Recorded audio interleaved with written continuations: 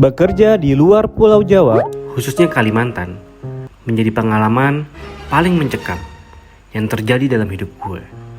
Bahkan gue sampai harus kehilangan buah hati pertama gue.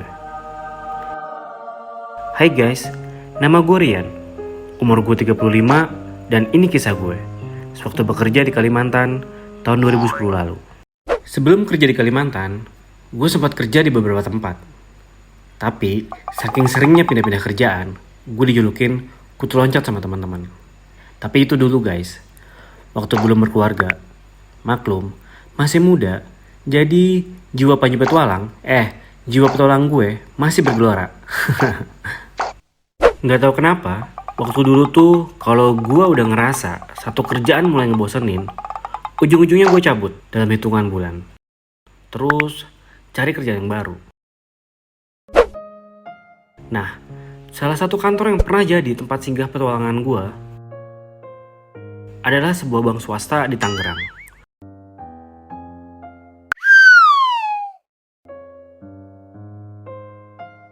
Gue kerja sebagai front officer.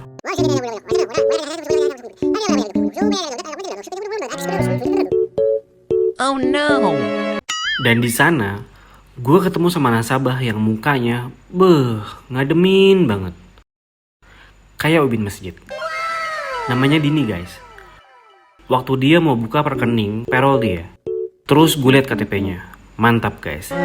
Ada 3 syarat yang menuhin kriteria buat dia jadi calon bini gue. Pertama, seiman. Kedua, umurnya di bawah gue. Dan yang ketiga, yang paling penting nih, dia belum kawin alias single. Wuhu.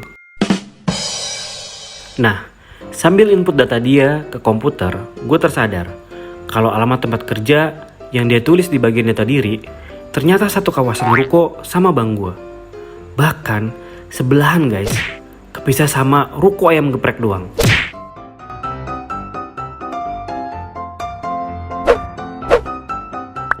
Cakep nih, langsung dah gue keprek dia. Gue gebet dia.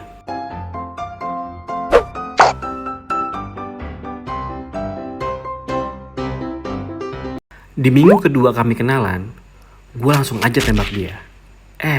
Ternyata dia juga sefrekuensi di gelombang cinta yang sama dengan gue. Ya udah, kita jadian. Di bulan ketiga, gue ngelamar dia. Dan bulan keempat, kita nikah. Mantep kan gue guys? Bukan kaleng-kaleng. Ya, meskipun nikahan sederhana aja di KUA, nggak pakai pesta tenda-tendaan yang terkadang ganggu jalanan umum. Nyinyir gak tuh gue kayak netizen? Kami berdua cukup ngundang pengajian orang satu RT di rumah Dini sebelum ijab kabul.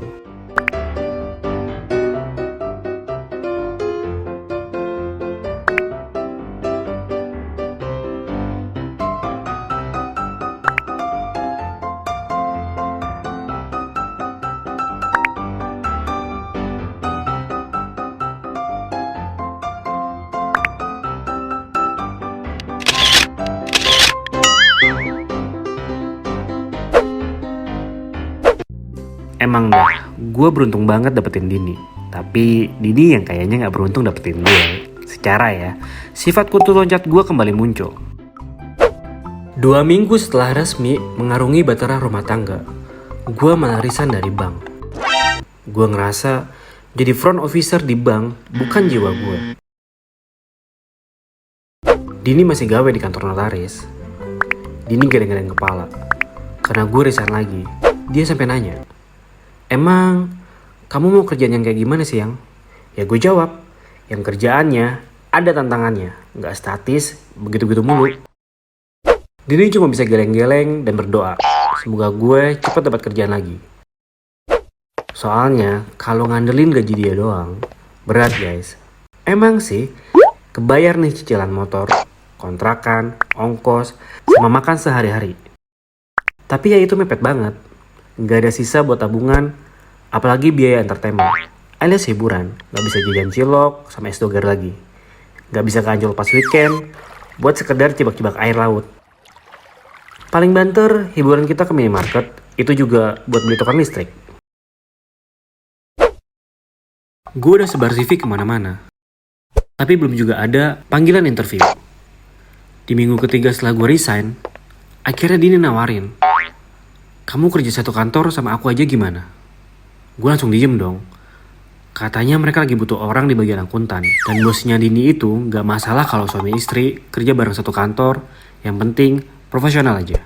Tapi gue mikir, masa gue resign dari bank yang sebelahan sama kantor Dini, terus dengan muka lempeng dan tanpa dosa gue pindah aja gitu ke kantor sebelah?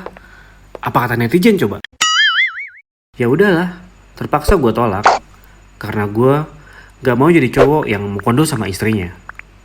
Ayo, mau ngartiin mau kondo apa? Mau kondo maksud gue itu modal koneksi doang. Jadi gue gak mau bergantung sama modal koneksi bini gue gitu. Bukan mau kondo yang lain ya. Apalagi pulang mau kondo. Dengan muka tembok yang gue milikin, satu persatu gue tanyain lowongan kerja ke teman-teman gue yang masih pada gawe. Salah satu sohib gue, waktu di kampus namanya Afif, akhirnya ngabarin kalau perusahaan tempat dia gawe butuh karyawan dengan kualifikasi yang gue banget guys.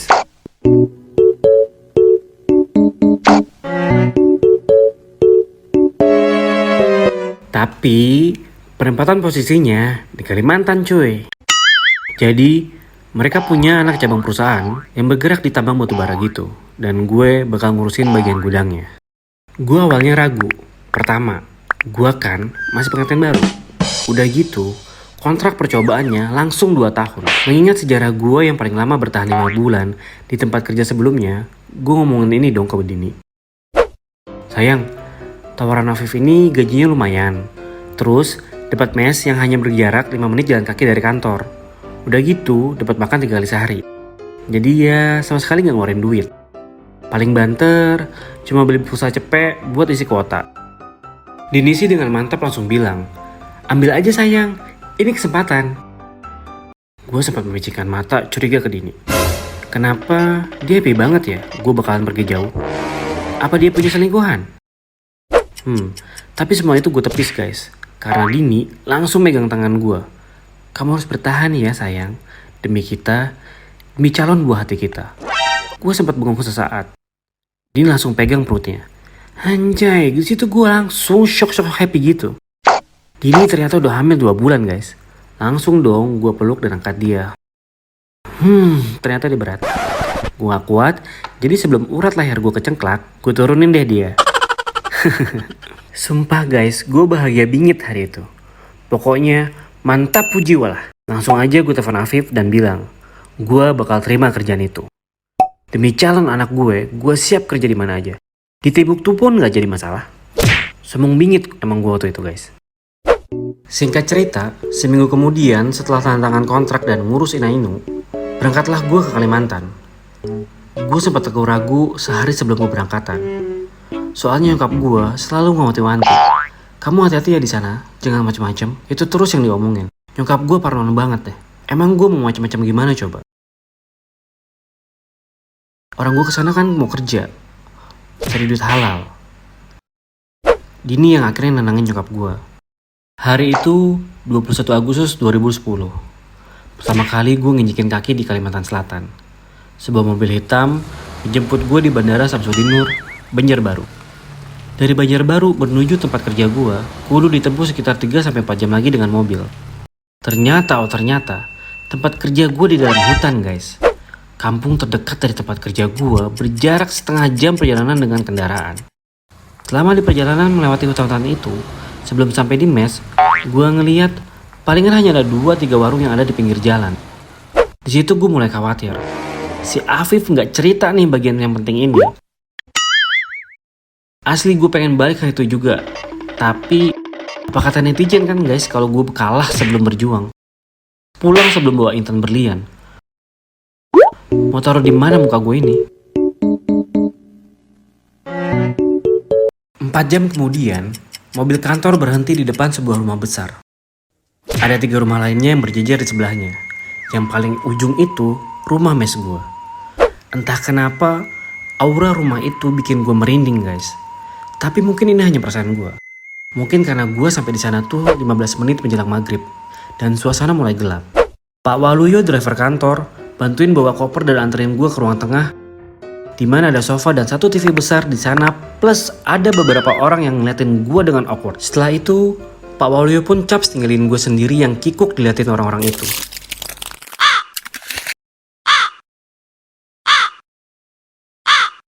Karena gue datangnya emang pas weekend, jadi orang-orang yang ngeliatin gue, aka teman-teman satu mes, emang semua lagi pada ngumpul, ngeriung nonton TV guys. Semua pada diem menang gue. Dengan rada salting, gue ngenalin diri secara singkat ke mereka. Mereka ternyata cuma ngetes gue doang guys. Lihat gue salting, langsung deh mereka ketawa-ketawa dan menyapa gue dengan ramah. Suasana langsung jadi cair. Gue kenalan deh sama mereka semua. Mereka ternyata beda departemen dengan gue, dan semuanya berasal dari luar Kalimantan. Nah, salah satu anak mes, namanya Anas, dia anak Ciputat. Langsung kami berdua cepat iktip karena sama-sama anak Tangsel City. Di rumah itu ada 10 kamar, tapi yang isi cuma ber-9. Soalnya yang satu orang lagi udah resign 2 hari yang lalu. Kamar Anas pas banget di sebelah kamar gue. Gue masuk ke kamar berukuran 2x3 meter, berisi tempat tidur single dan lemari. Ya, lumayan lah buat jadi kamar mes. Anas ngejelasin, kamar mandi ada 3, letaknya di belakang, deket dapur. Terus, tiba-tiba terdengar azan maghrib. Anas bilang, dia mau jemaah sama yang lain di musola belakang mes. Nah, berhubung badan gue udah lengket, jadi gue bilang sama Anas, gue mau mandi bentar, nanti nyusul ke musola. Anas ngangguk terus ninggalin gue. Pikir gue, ya mandi kan paling 1-2 menit. Bisa lah nyusul. Langsung dah gue buru-buru buka koper, ambil baju bersih, dan handuk. Tiba-tiba, zet!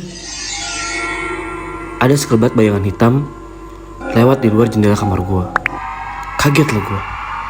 Gue mendekat ke jendela dan lihat keluar. Gak ada siapa-siapa guys. Buru-buru gue tutup gorden jendela dan keluar untuk mandi.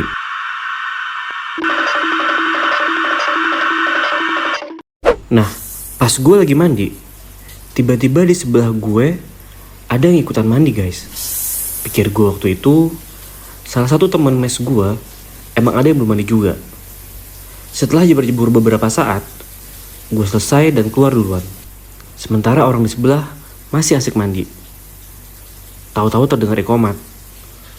Gue sempat ketok-ketok pintu kamar mandi sebelah. Bro, udah komat nih. Suara guyuran terdengar berhenti. Gue ketok lagi. Bro, ada suara agak berat bilang, duluan. Dibilang gitu ya udah deh. Gue buru-buru pergi, ninggalin teman gue yang terdengar jebur-jebur mandi lagi. Setelah ngunci pintu kamar, gue keluar lewat pintu belakang yang sebelumnya dikasih tahu Anas untuk mencapai musola. Musola cuma berjarak 20 meter dari rumah mes. Dan gue bergabung dengan jamaah lain, menunaikan kewajiban gue. Itu sholat maghrib berjamaah pertama gue di bumi Borneo. Habis sholat, Anas pun langsung ngajak makan malam di kantin kantor yang letaknya di sebelah musola. Pas banget, perut gue emang udah dangdutan sejak turun dari mobil tadi. Menu makanan di kantin ternyata mantep banget guys. Lauk pauk, 4 sehat, 5 sempurna, lengkap. Kita bisa nambah asal gak berlebih. Anas juga ngenalin gue ke karyawan-karyawan lain dari mes sebelah. Saat makan malam itulah, gue keinget sama orang yang lagi mandi. Gue ceritalah sama Anas tentang si orang itu. Di situ muka Anas langsung mengerut. Anak-anak yang satu mes sama gue juga langsung pada diem. Bingung kan gue? Gue tanya kenapa, Anas jawab, karena kita semua udah mandi sebelum jam 5. Jadi, gak mungkin ada yang barengan mandi sama lo, Yan. Astagfirullah. Mulai dah bulu kuduk gue merinding. Karena gue teringat sama suara berat yang jawab panggilan gue tadi. Duluan. Lihat muka gue yang rada parno, Anas nepok pundak gue dan senyum. Tenang aja Yan, mungkin itu salah perkenalan. Kampret emang si Anas, bikin makin parno aja. Gue pengen langsung telepon Dini dan ceritain masalah itu. Tapi gue takut Dini khawatir. Jadi ya sampai mes, gue cuma jawab BBM dia yang nanyain perjalanan gue.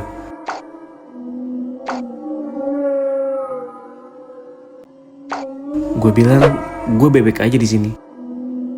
Gue pikir itu kejadian aneh pertama dan terakhir kalinya. Tapi ternyata Gue salah guys. Itu adalah awal dari rentetan kejadian-kejadian aneh yang bakal gue alami selama di Kalimantan. Cerita gue bersambung dulu ya. Nanti gue terusin lagi di part kedua.